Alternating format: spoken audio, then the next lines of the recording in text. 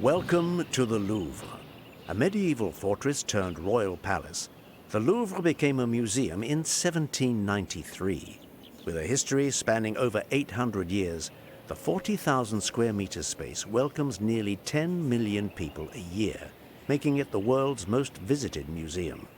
Some 35,000 artworks are displayed here, including a number of famous masterpieces.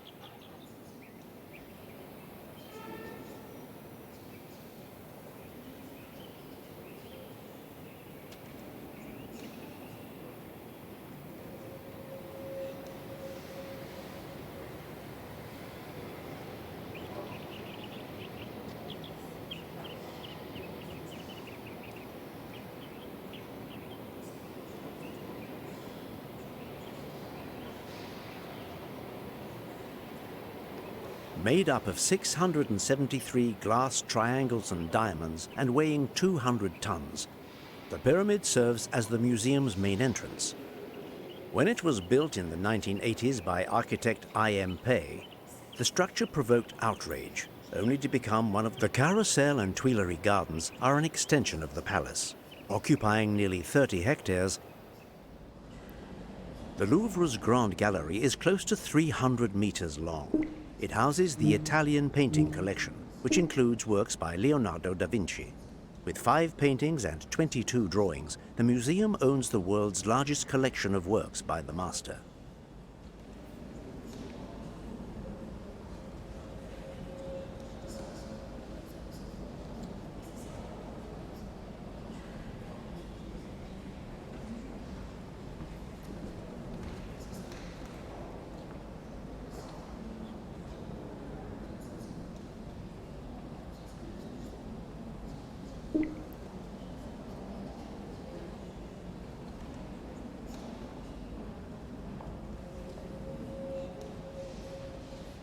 St. Anne, the Virgin Mary, and the infant Jesus playing with a lamb. Leonardo's style and scientific research can be seen here in the layout of the figures, the depiction of imaginary landscapes that symbolize the history of the world, and the sweetness of the highly expressive faces. The Louvre's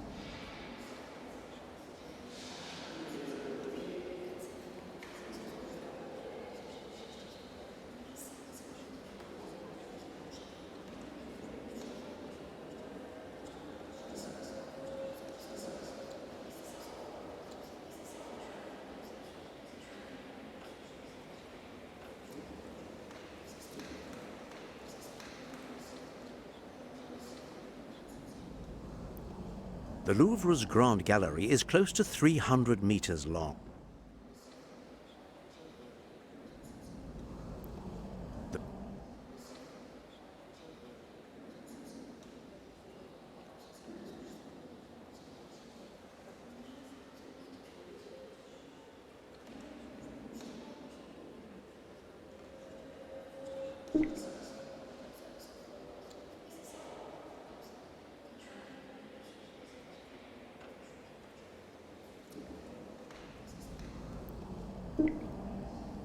The Louvre's Grand Gallery is close to 300 meters long. Captivating, isn't she? I often come here to admire her. It's hard to feel close to her with all these people around, so I usually stay back. She's incredibly popular. She continues to cause a great sensation from the safety of her glass case. Still, there are days when I can't quite see her smile. Days when she seems weighed down by her fame and stardom, the endless reinterpretations of her image and all the extravagant theories surrounding her. I'd love you to see beyond the glass, beyond the image, to see the woman inside the painting, and to show you exactly what makes the Mona Lisa a masterpiece.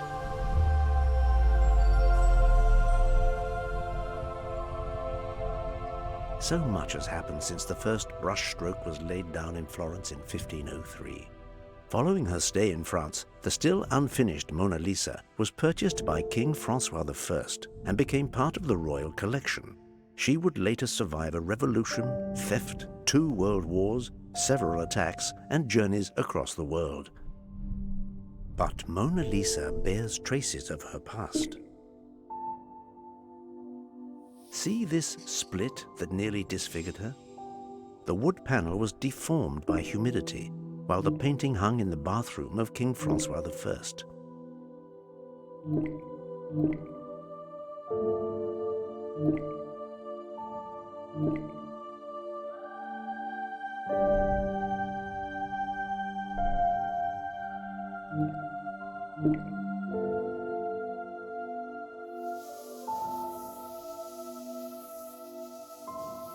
Ah, yes, this may look like a canvas painting, but it is actually oil on poplar wood. The panel's dimensions made it possible to paint a large, life-size portrait of Mona Lisa. The painting left quite an impression, but its colors have since changed. And the cracks, well, the varnish has yellowed, darkened, and cracked to the point of obscuring original details and colors. I would like to show you a different side of the Mona Lisa that I know.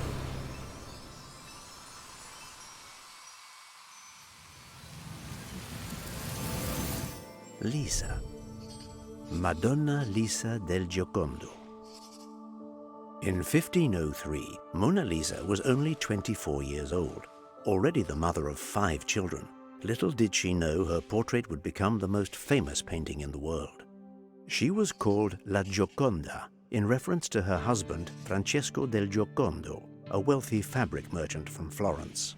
The portrait may have been intended for the couple, but it remained in the painter's possession until his death. The artist dies childless, having acted as his own king, priest, and god. And this painting is much more than a portrait. It is the crowning achievement of a lifetime. The greatest deception men suffer is from their own opinions, and Lisa has not been completely immune to unfounded speculation. I know that her virtue was often questioned due to the appearance of her hair, which was previously believed to be loose. What nonsense! A young lady of her station would never have worn her hair loose. She is wearing a cap and her hair is tied. A few loose strands frame her face. There was also talk of her being pregnant. Oh dear, that varnish makes us see things that aren't there. No need to explore what's under the paint to see that she is superbly attired. Her clothes are very refined, in keeping with her station as a wealthy lady. The main challenge here was to faithfully depict the successive layers of fabric while retaining their transparent appearance. Such a task required great skill in the rendering of light and shade. Details make perfection, and perfection is not a detail. There are several details that would have been highly significant at the time. Portraits sometimes included clues or characteristic attributes alluding to the sitter's name.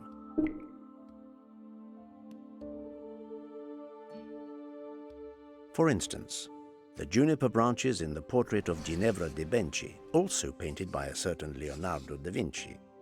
Ginepro is Italian for juniper.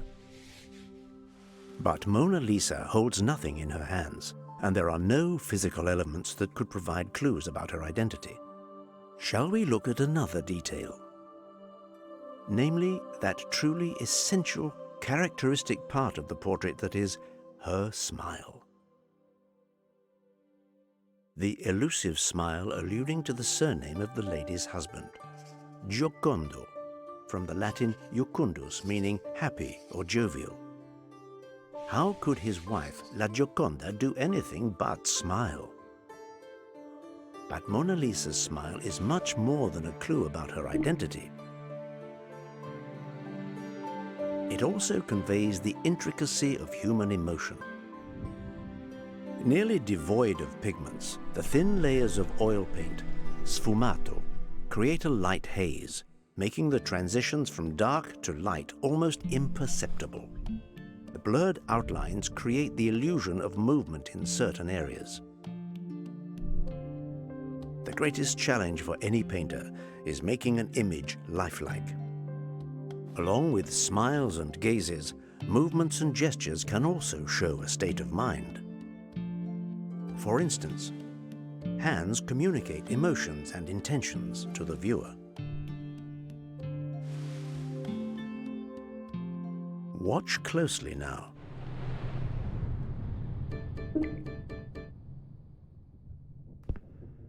See how Mona Lisa turns to welcome us to her loggia.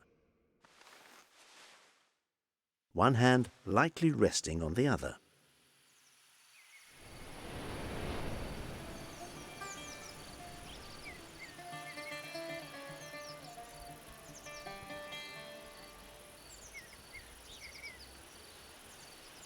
This backdrop is the result of a lifetime spent studying and carefully observing nature.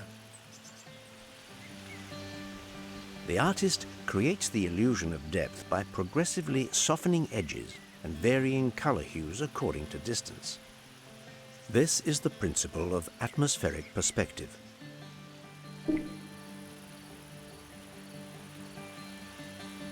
In this imaginary landscape, we can see allusions to the history and slow formation of the world, the battle of the elements, the water shaping the earth, and man's attempts to clear a way for himself.